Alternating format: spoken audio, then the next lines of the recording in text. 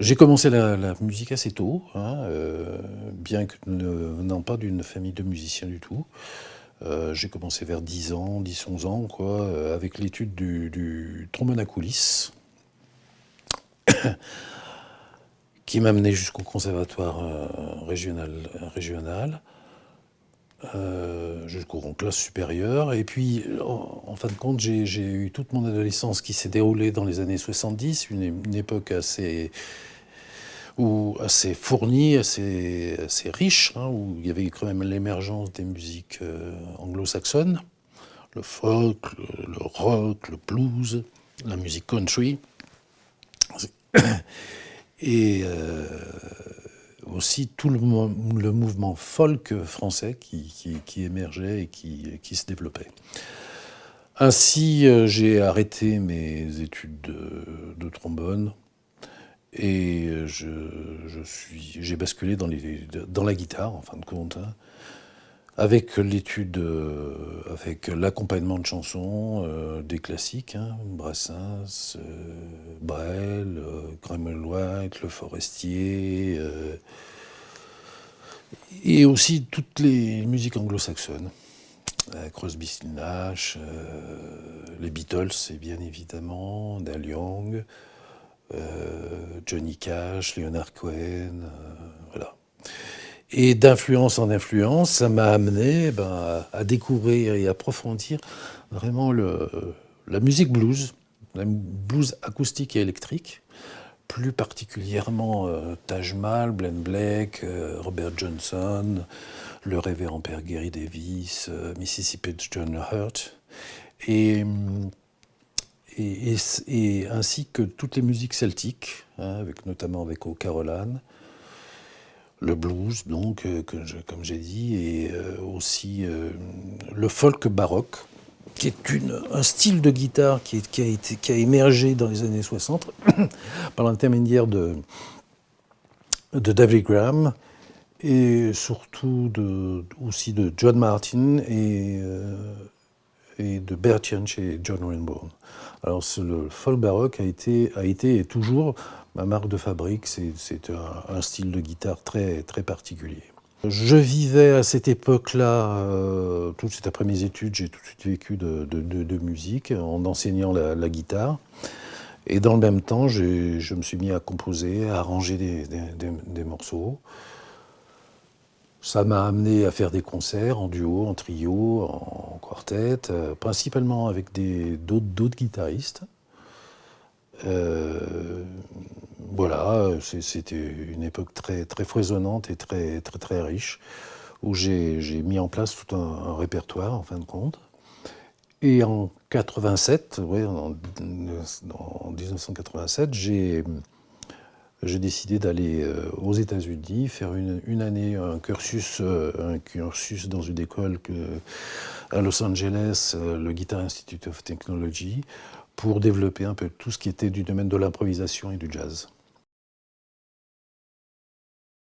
À mon retour, je reviens et j'arrête assez vite toute la pratique de musique pour différentes raisons qui seraient à la fois fastidieux et peut-être trop personnel, peut-être pour expliquer. Enfin, quoi qu'il en soit, j'arrête la pratique professionnelle de la musique, même amateur d'ailleurs. Je monte. Alors là aussi, il y a eu plusieurs étapes parce que ça, c'est une étape qui a duré quand même une trentaine d'années. Je monte un magasin de guitare, un gros magasin de guitare à Lyon. Suite à ça, je rentre à l'Opéra comme régisseur général du public et des visites du bâtiment. J'y travaille 11 ans. J'ai envie de me rapprocher un peu de la production. Je fais une formation d'administrateur et de spectacle. Je pratique ce métier pendant quelques années. Et en fin de compte, je finis ma carrière dans les ressources humaines, à la fois comme chargé de ressources humaines et comme DRH dans une société audiovisuelle. On peut aussi ne pas oublier qu'entre-temps, tu as fondé une famille peut-être. Oui, effectivement, effectivement. Donc il y a eu Oui, oui, il y a eu quand trois même films. un changement vraiment très conséquent de vie, quoi, hein. J'avais vraiment le sentiment d'avoir eu 15 ans de carrière et de ne pas avoir laissé de traces de mes compos, de mes arrangements, etc. Hormis quelques enregistrements de concerts, etc. Mais il n'y avait rien de vraiment d'enregistré. Ça me pesait un petit peu quand même fortement. Deuxième, c'était... j'ai retrouvé le plaisir de jouer en concert, ouais, de jouer en concert, c'est-à-dire de faire et de se faire plaisir, de faire plaisir à un public et de se faire plaisir si possible, à l'occasion d'un petit concert lors d'une réunion familiale. Bon, j'avais repris quelques chansons très très basiques, hein, de Souchon, de Neil Young, etc. Mais malgré que j'étais extrêmement tendu, enfin, c'était affreux, mes mains tremblaient et tout, mais j'ai retrouvé un plaisir incroyable, quoi, ce plaisir de jouer, quoi. Et ça, c'était vraiment très très marquant pour moi. Bah, d'ailleurs, tu y étais, hein. Et puis, il y avait aussi le troisième point, c'est que après cette période, je me suis acheté une guitare, une très très bonne guitare qui sonne vraiment comme un piano à queue et qui, ouais, ça m'a donné, je veux dire, ça a conforté ma motivation de reprendre. Et bien, la première étape, ça a été de retrouver les traces de mes compositions, de mes arrangements, de ce que j'avais fait dans les années 80.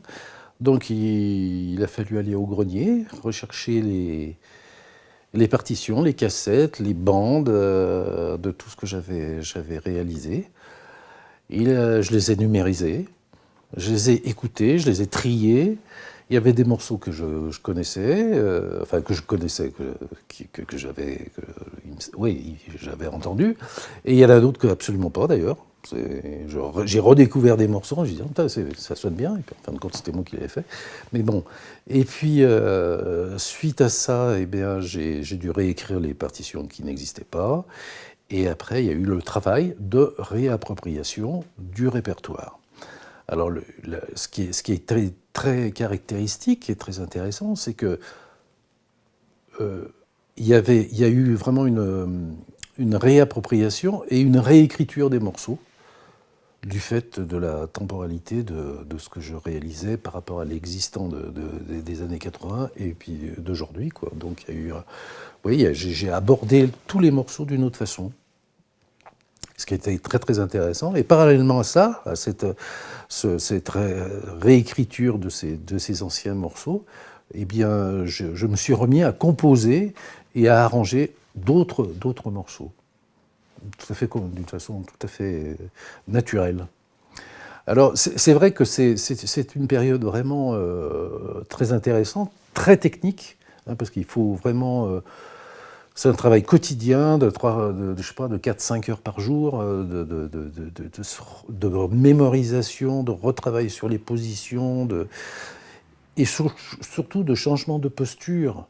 C'est-à-dire que j'ai exercé pendant 30 ans des métiers lambda, et là, je me remets dans une peau de musicien et d'artiste, et c'est un changement fondamental. On est dans une autre dimension, vraiment. Alors ça, c'est sûr que ça ne revient pas facilement. C'est d'une difficulté... je n'imaginais pas la difficulté que ça pouvait avoir en termes de mémorisation, en termes de fluidité, et en fin de compte, en termes de liberté. Parce que la musique, c'est aussi cet apprentissage de la liberté, c'est-à-dire d'être dedans et d'être vraiment immergé dans l'œuvre, quoi, dans ce qu'on réalise. Et ça, c'est vraiment une difficulté, c'est vraiment très très long. C'est un voyage intérieur, vraiment, vraiment. Le passage aux États-Unis m'a beaucoup appris à ce niveau-là, c'est-à-dire cette rigueur de la technique, du travail quotidien, quelque chose qui se structure pour se libérer après, hein. Et c'est vrai que sur chaque séance de travail, j'avais facilement 3/4 d'heure, 1 heure de technique pure. une heure d'improvisation, enfin de quelque chose qui était beaucoup plus léger, enfin qui était ouais, où je laissais mon imagination et les doigts jouer, et après j'attaquais tout le travail de mémorisation, etc. Et c'est dans ce cadre-là que j'ai pu avancer, step by step. C'était vraiment oui, on s'aperçoit des progrès une fois qu'on les a réalisés, mais ça ne s'arrête jamais, en fin de compte. Jamais, jamais. Je crois qu'il n'y a pas beaucoup de secrets, hein. C'est le travail, la persévérance et la patience. La patience envers soi-même et l'humilité par rapport aux œuvres. C'est-à-dire qu'il y a des œuvres... Je prends un exemple très simple, hein. J'ai fait un arrangement sur... enfin, oui, j'ai fait un arrangement pour guitare des Barricades mystérieuses de Couperin, que j'avais connu dans les années 80, joué par Denis Gasser, qui était un brillantissime guitariste. Et je m'y suis mis parce que c'était une œuvre vraiment qui m'interpellait, qui me touchait profondément. Et je crois que je l'ai travaillé 3-4 ans avant d'arriver, d'abord à comprendre un peu comment ça s'articulait quand même, je suis un peu lent c'est vrai, mais surtout à faire sonner toutes les parties, parce qu'effectivement il y a des basses, il y a des arpèges, il y a une mélodie, et tout ça s'embrique, et tout ça c'est de la dentelle. Donc c'est vrai que ça demande beaucoup de travail technique pour avoir la maîtrise de ça, et déjà d'avoir la pensée musicale et d'avoir la maîtrise. La barre, je savais qu'elle était haute. Que ça soit avec ça ou n'importe quoi, de toute façon la barre était haute, je partais de très très loin, en gros, je jouais les accords, quoi. Donc, bon, c'était bien, mais bon... non, c'est pas une barre de haute, c'est le désir qui nourrit enfin tout ça. Si t'as pas le désir, tu le fais pas. C'est pas possible. Tu peux pas passer des 5 heures, 4-5 heures par jour en t'essoufflant sur des morceaux, des passages que tu répètes des milliers de fois. Ça ne passe jamais, et à un moment, ça va, quoi. Mais c'est parce que c'est le travail qui fait ça. C'est tout simplement. Hein. Je dis, le travail, persévérance, et suivre ce désir, quoi, parce qu'autrement, tu t'y arrives pas, quoi. Bon, la première chose que j'aimerais dire, c'est que je travaille la plupart du temps en accord ouvert. C'est-à-dire que c'est pas un accord standard. J'ai à peu près 8 accords différents qui correspondent à je dirais des ambiances différentes, hein, et qui amènent effectivement à un développement différent selon le type de morceau. Deuxième chose, c'est que je travaille au doigt, hein, c'est-à-dire une technique qui s'approche énormément de la guitare classique, hein, avec une indépendance des doigts, notamment du pouce, et qui joue à la fois les basses, mélodies et arpèges selon le type de morceau, mais c'est quand même de la guitare solo. Hein. Je développe 4 styles différents. En gros, le classique, avec des arrangements de pièces classiques. J'ai par exemple le prélude en sol de Bach. Je parlais des Barricades mystérieuses de Couperin. La musique celtique, avec notamment beaucoup d'arrangements de pièces d'O'Carolan, qui était un harpiste du XVIe siècle. Le blues, alors soit j'ai fait une reprise de Blind Blake et aussi des morceaux de ma composition, notamment sur ma vieille Gibson J50, et puis du jazz aussi avec des arrangements ou des compos. J'ai un morceau qui vient de Miles Davis, de Charlie Mingus aussi, et prochainement, je travaille actuellement sur un arrangement sur l'eau d'Escudé Loans de Carla Bley, avec des pièces plus folk baroque, plus type folk baroque, qui est un mélange un peu de celtique, de classique, de jazz et de blues, qui mélange un peu tout ça. J'ai mis en boîte une quinzaine de titres déjà. Donc le projet, c'est effectivement de sortir un CD, hein, d'ici la fin de l'année 2024, et et d'enregistrer le deuxième CD, parce que j'ai encore beaucoup de titres à enregistrer. Enfin, j'en ai une bonne, oui, j'ai encore une bonne douzaine de titres à enregistrer durant l'année 2025. Donc voilà, c'est le projet qui va se finaliser très très vite en fin de compte, parce que ça va vite venir. La musique n'existe que si elle est partagée. Hein.